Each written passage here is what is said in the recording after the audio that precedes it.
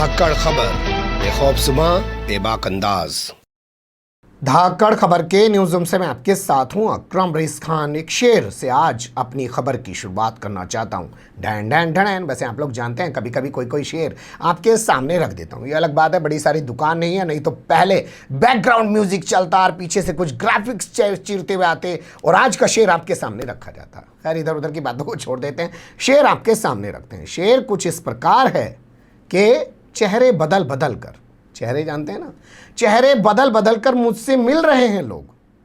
ये क्या जुल्म हो रहा है मेरी सादगी के साथ।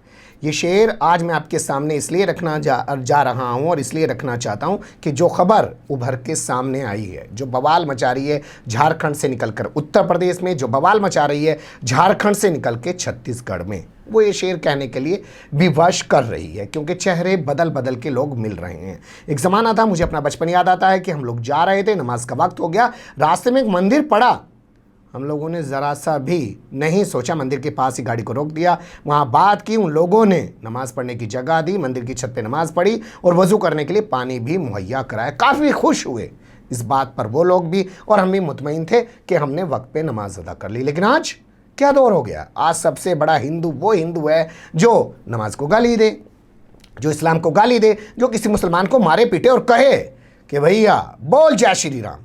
एक कहानी आपको और बताऊं, मेरे एक दोस्त हैं, वो जिक्र कर रहे थे, कल बात होने लगी कि जो एक आइडेंटिटी दिखाई देती है तालिबानियों की। हालांकि मैं तालिबानियों का समर्थक नहीं हूं, लेकिन उनके हुलिये पे गेटअप पे बात कर रहा हूं क्योंकि दिल तो बदलता नहीं है लोगों का, हुलिया गेटअप ज़रूर लोग बदल देते हैं। बाबा जी दिखाई दे रहे हैं, अब अंदर से कितने बाबा जी हैं ये पता नहीं है, खैर इस पर भी एक अलग बात करेंगे, लेकिन फिलहाल इसी पे रहते हैं, हुलिये पे। तो हुलिया जो है तालिबान का, क्या वो उन्होंने किसी धर्म के लोगों के खिलाफ जाके खड़ा किया है या उनका अपना हुलिया है? इसको आप भारत में भी जोड़ सकते हैं। भारत में जो मुसलमान अपना हुलिया रखते हैं, टोपी लगाते हैं, दाढ़ी लगाते हैं, कुर्ता पैजामा पहनते हैं, क्या वो हिंदुओं के खिलाफ खड़े होने के लिए ऐसा हुलिया रखते हैं? लेकिन वहीं दूसरी तरफ आइए कि आज बहुत सारे ऐसे साधु नाम के लोग पैदा हो गए हैं जिन्हें साधु कहना भी, साधु नाम के शब्द का भी अपमान है। वो अपने आप को हिंदू दिखाने के लिए सिर्फ रात दिन मुसलमानों को गालियां दे रहे हैं और कह रहे हैं कि मैं तिलक इसलिए लगाऊंगा क्योंकि मुझे हिंदुओं को दिखाना, मुसलमानों को दिखाना है। क्या ये आइडेंटिटी जो इन्होंने नई बनाई है, जो ये नई सोच डेवलप की है, इस पर बात नहीं होनी चाहिए? खैर जाने दीजिए। हमारे पास 3 खबरें हैं, एक झारखंड से आ रही है नमाज को लेके, दूसरी आ रही है छत्तीसगढ़ से और तीसरी आ रही है उत्तर प्रदेश से। उनकी तरफ रुख कर लेते हैं वरना आप लोग बोर हो जाएंगे। तो सबसे पहले शुरुआत झारखंड की करते हैं क्योंकि भैया बवाल यहीं से मचा है। आपको पता ही है, यहाँ पे विधानसभा का सत्र जिसे कहेंगे असेंबली का मानसून सेशन चल रहा था। उसी दौरान यहाँ के विधानसभा अध्यक्ष रविंद्रनाथ महतो का एक लेटर सामने आता है जिसके बाद पूरे मीडिया में हंगामा मच जाता है। और वैसे भी भारतीय जनता पार्टी जिस चीज़ पर चाहे उस पर तो हंगामा मच नहीं होता। उसमें लिखा होता है विधानसभा का जो नया भवन बना है उसका जो कमरा है TW 348 यानी कि TW 348 कमरा नमाज के लिए आवंटित किया जाता है। बस इसके बाद भाजपा वाले सरगर्म हो जाते हैं और कहते हैं अच्छा मुसलमानों को नमाज पढ़ने के लिए कमरा दे रहे हो तो हमें एक जगह दो, हम यहाँ पे हनुमान जी का मंदिर बनाएंगे। कुछ लोग जय श्री राम का नारा लगाते हुए विधानसभा के अंदर हंगामा करने लग जाते हैं और वो जो तस्वीरें उभरी हैं वो आप सबने देखी हैं। उसके बाद अब बवाल कैसे कैसे आगे बढ़ रहा है वो पहली खबर आपके सामने रख रहा हूँ। नमाज के कमरे को लेकर विधानसभा के बाहर भी बीजेपी वालों ने अपना हंगामा आराई शुरू कर दिया है, हंगामा करना शुरू कर दिया है। कल बुधवार का दिन था, सदन में लगातार हंगामे के बाद विधानसभा के बाहर जो है विधानसभा का घेराव करने की कोशिश की गई। राजधानी रांची से ये तस्वीरें सामने आई। बीजेपी के प्रदेश अध्यक्ष दीपक प्रकाश के नेतृत्व में सैकड़ों कार्यकर्ता सड़क पर उतरे। उन्होंने जबरन जो है बैरिकेडिंग तोड़ के विधानसभा की तरफ बढ़ने की कोशिश की। इसके बाद पुलिस ने उन पर लाठीचार्ज कर दिया। भाई पुलिस क्या करेगी? भाई पुलिस तो सभी जगह की एक सी देखो, किसानों को मार रही। हरियाणा में किसान के तो बेटे हैं वो पुलिस वाले और किसानों को ही मार रहे। तो यहाँ भी पुलिस कौन सा पीछे रहनी थी? पुलिस वालों ने यहाँ भी लठ चला दिया और यहाँ पे पुलिस वालों ने उनके ऊपर पानी की बौछारें, जिसे वाटर कैनन आप कह सकते हैं, वो भी चला दिया। बताया जा रहा है इसमें प्रदेश अध्यक्ष दीपक प्रकाश, भाई बड़ा नेता बनना तो ये तो खबर छापनी पड़ेगी ना, पुलिस से पिटा, मैं देखो जी मैं क्या क्या कर रहा, तो फिर वो घायल हो गए। इसके अलावा कई महिला पुरुष कार्यकर्ता भी इस पूरे हमले में बताया जा रहा घायल हो गए। संजय सेठ जो रांची के सांसद हैं वो भी पीछे नहीं रहे। उन्होंने कहा भाई प्रदेश अध्यक्ष चोट लगवा रहा अपने तो मैं क्यों पीछे रहूं? कल को पार्टी क्या कहेगी? प्रदेश अध्यक्ष तो लटका रहा था, तू कहां था? तो मैं भी पीछे नहीं रहूंगा। तो वो भी इसमें घायल हो गए। अब इसके बाद यहां पर विधायक दल के नेता बाबूलाल मरांडी जिन्होंने अपनी पार्टी खत्म कर दी, ठीक है ना। आप जानते हैं ना, झारखंड विकास मोर्चा पार्टी हुआ करती थी, उन्होंने खत्म कर दी, बीजेपी में चले गए हैं, पूर्व मुख्यमंत्री भी रहे हैं। वो जो है दीपक प्रकाश के साथ धरने पर बैठ गए और उन्होंने कह दिया कि जो ये लाठीचार्ज हुआ है असल में ये तुष्टीकरण की राजनीति के चलते संविधान का उल्लंघन किया है और ये पूरे झारखंड का अपमान किया है। हेमंत सोरेन की सरकार ने इसको बर्दाश्त नहीं किया जाएगा, ये एक बड़ा मुद्दा बनेगा और जब तक कि वो कमरे का अलॉटमेंट वापस नहीं लेंगे तब तक हम पीछे नहीं हटेंगे। खबर जो मैं आपके सामने रख रहा हूँ वो भी देख लीजिए। हंगामे को लेकर रविंद्रनाथ महतो ने विधानसभा के अंदर कहा कि भैया मुझे ही पीट लो, भाई जब ऐसा मामला चल रहा है मुझे ही पीट लो, लेकिन कामकाज तो होने दो। लेकिन भाजपा के लोग भगवा ड्रेस पहन के विधानसभा के अंदर आए, भाई फोटो वोटो खींचे, टीवी पे जाए तो लगे अलग ही कि भाई भाजपा वाले देखो जी कितना कर रहे, तिलक भी लगा रहे, भगवा ड्रेस भी पहन के जा रहे, तभी तो कुछ होगा। तो ये तस्वीर उभर रही थी विधानसभा के बाहर और विधानसभा के भीतर से। अब आपके सामने दूसरी जो तस्वीर है वो भी इसी झारखंड से आ रही है, वो रख रहा हूँ, उसे देख लीजिए। रांची हाईकोर्ट के अंदर एक पिटीशन दाखिल की गई है जिसमें कहा गया है कि विधानसभा अध्यक्ष रविंद्रनाथ महतो के पास तो ये अधिकार ही नहीं है। भाई जनता के पैसे से बनी हुई बिल्डिंग में कैसे विधानसभा अध्यक्ष किसी धर्म विशेष के लोगों को उनकी पूजा अर्चना करने के लिए, प्रार्थना करने के लिए कोई जगह अलॉट कर सकता है? ये तो उसके पास अधिकार ही नहीं है। तो उसके अधिकार को चुनौती दी गई है और कहा गया है कि इस आवंटन को तो रद्द किया ही जाए, साथ ही एक न्यायिक आयोग भी बनाया जाए और न्यायिक आयोग बनाकर इस बात की जांच कराई जाए कि आखिर विधानसभा अध्यक्ष ने जनता के पैसे से बने भवन में किसी समुदाय विशेष के लोगों को इस तरीके से कमरा आवंटित यानी कि अलॉटमेंट कर दिया कमरे का। ये इसमें दो मांगे उठाई गई हैं, लेकिन जो मांग उठाने वाले एक शख्स हैं इसमें, उनका नाम है भैरव सिंह। तो भैरव सिंह के बारे में हमने जब सर्च किया तो हमारे सामने ये खबर निकल के आई।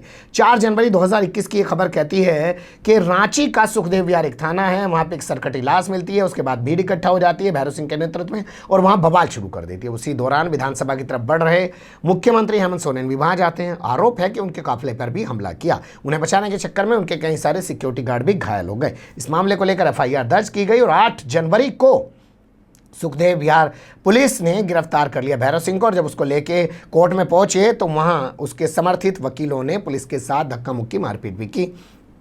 हालांकि कोर्ट ने उसको 14 दिनों की न्यायिक हिरासत में भेज दिया, 7 दिनों की पुलिस ने उसकी रिमांड मांगी थी। तो ये भैरव सिंह वो भैरव सिंह है, तो क्या वो खुन्नस भी है क्या इनको उसी मामले को लेके, इसलिए ये कोर्ट में पहुंच गए हैं? इस पर भी कभी सोचिएगा। अब आपके सामने रखते हैं झारखंड का हाल, अब आपके सामने रखते हैं छत्तीसगढ़ का हाल। जी हां, जिस तरीके से झारखंड में नमाज को लेकर बवाल मचाया जा रहा है, ठीक उसी तरीके से भारतीय जनता पार्टी छत्तीसगढ़ में धर्मांतरण को लेकर, जिसका आजकल नया एक शब्द हिंदी में लिखन के आया है, मनतांतरण। जी हां, मनतांतरण को लेकर हंगामा मचा रही है।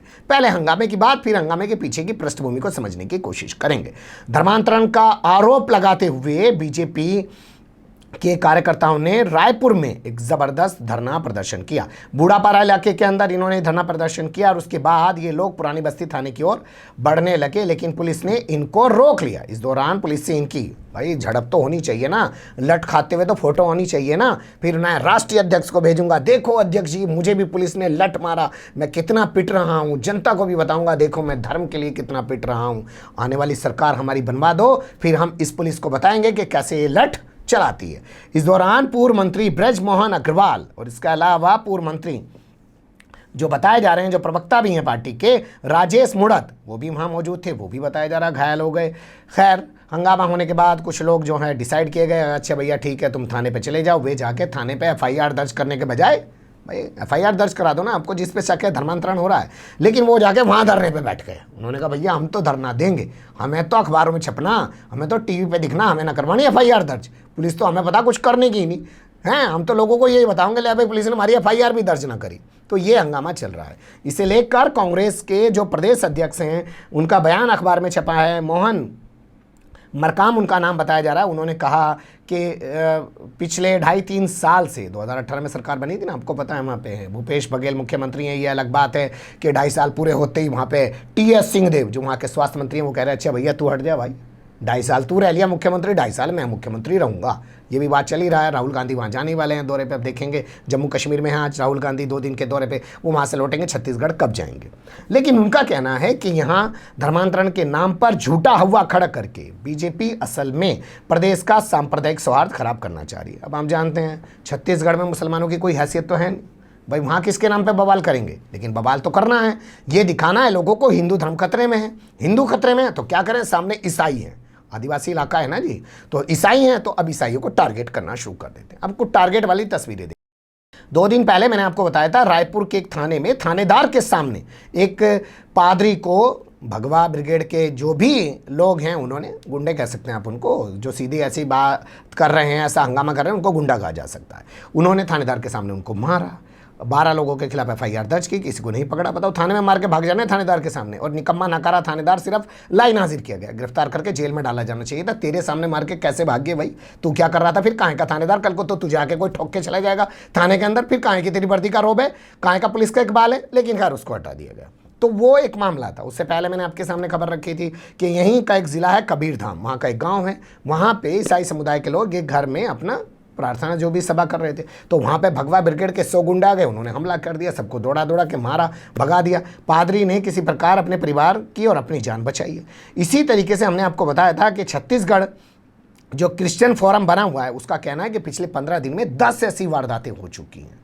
पिछले 15 दिन में 10 ऐसी वारदातें हो चुकी हैं और तमाम डाटा कलेक्ट कर रहे हैं। पुलिस कुछ कर नहीं रही है, वो इस पूरे मामले को लेकर सुप्रीम कोर्ट जाएंगे। तो झारखंड में जहां नमाज को लेकर हंगामा मचा रही है भाजपा, वहीं छत्तीसगढ़ में जो है धर्मांतरण को लेकर हंगामा किया जा रहा है। इन दोनों राज्यों की एक चीज़ काफ़ी महत्वपूर्ण है जिस पे ध्यान देना चाहिए, और इसी आधार पर ये दोनों राज्य अलग किए गए थे। कहा गया था कि ये आदिवासी जो है बाहुल्य इलाके हैं भाई, छत्तीसगढ़ में भी आदिवासी ज़्यादा है, झारखंड में भी आदिवासी ज़्यादा, इसलिए इनको बिहार से उसे अलग कर दिया गया और इसको मध्य प्रदेश से अलग कर दिया गया। और इसी वजह से यहाँ पे एक जगह ईसाई और एक जगह मुस्लिम कम्युनिटी को, एक जगह नमाज के नाम पर, एक जगह धर्मांतरण के नाम पर टारगेट किया जा रहा है, और दोनों जगह पे बीजेपी सत्ता में नहीं है। अब जहाँ बीजेपी सत्ता में है वहाँ क्या हो रहा है वो भी देख लीजिए। ये तस्वीर उभर के आई है उत्तर प्रदेश से। अब बताइए, उत्तर प्रदेश में पिछले 30 सालों का अगर हम इतिहास जोड़ें तो समाजवादी पार्टी की भी कई बार सरकार रह चुकी है, बहुजन समाज पार्टी यानी कि मायावती की भी कई बार सरकार रह चुकी है, लेकिन अब जाके कई बार के विधायक रह चुके हैं। कह रहे हैं अपनी ज़माने से भाई मैं तो कई बार का विधायक रह चुका हूँ, लेकिन इस बार इनको पता चला है कि भाई मैं मुसलमान हूँ, क्योंकि झारखंड से खबरें जब सामने आई कि वहाँ विधानसभा में कमरा अलॉट कर दिया गया नमाज पढ़ने के लिए, तो इन्होंने कहा हम भी अपने यहाँ कमरा अलॉट कराएंगे। आप समझ गए होंगे मैं बात कर रहा हूँ समाजवादी पार्टी के कानपुर से विधायक इरफान सोलंकी की। कैसे वो अपनी बात को रख रहे हैं, उन्हीं की ज़बानी सुन लीजिए।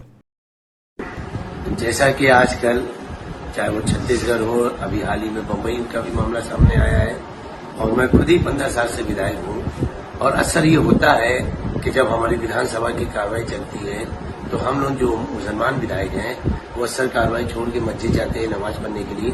अगर विधानसभा में ही एक प्रेयर रूम हो, कभी कभी ऐसा होता है क्योंकि नमाज का टाइम हमारे यहाँ फिक्स है, जैसे 1 बजे की टाइम है तो 1 बजे होगी, 5 बजे वाली 5 बजे होगी, 6-7 बजे वाली 6-7 बजे होगी, जो उसका टाइम। अगर एक प्रेयर रूम छोटा सा ही सही 4-5 लोगों जहाँ जाए अपनी नमाज पढ़े वापस आके हाउस में रहेंगे, एक तो इससे कार्रवाई नहीं छूटेगी।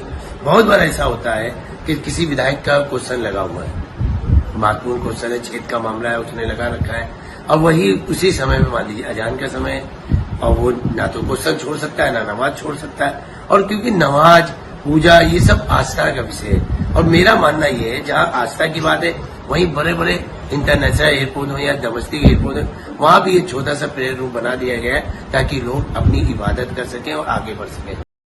अब आजकल आपको पता है कि उत्तर प्रदेश के अंदर साउथ के एक बड़े मुस्लिम नेता जो कह रहे हैं भैया ये हिंदी भाषी जो क्षेत्र है ना, जो यहाँ पे मुस्लिम लीडर हैं वो सब नाकारा हैं, मैं साउथ से आया हूँ, मैं मुसलमानों का बड़ा नेता हूँ, मैं मुसलमानों के हित की सबसे अच्छी बात करता हूँ। तो वो यहाँ पे हैं तो मीडिया रिएक्शन लेने के आजम खान के पास जाएगा कि अच्छा जी आप बता दो आपकी पार्टी का एक विधायक है वो ऐसो ऐसो कह रहा जी, और आपके टाइम में क्यों नहीं कमरा अलॉट किया गया था जी, या मायावती के टाइम में क्यों नहीं कमरा अलॉट किया गया था, और अभी आपके इस विधायक को नमाज पढ़ने की सुध क्यों आई विधानसभा के भीतर, उससे तो पूछेंगे ना जाके, तो असदुद्दीन ओवैसी से पूछेंगे। तो पूछ लिया भैया असदुद्दीन ओवैसी से, तो असदुद्दीन ओवैसी ने 2 तरीके के रिएक्शन दिए। एक जो पब्लिक के बीच में बैठा है वहाँ उन्होंने कहा कि क्या अखिलेश यादव इसके लिए तैयार होंगे, और क्या विधायक जो भी है उसने अखिलेश यादव से पूछ लिया। सुन लीजिए।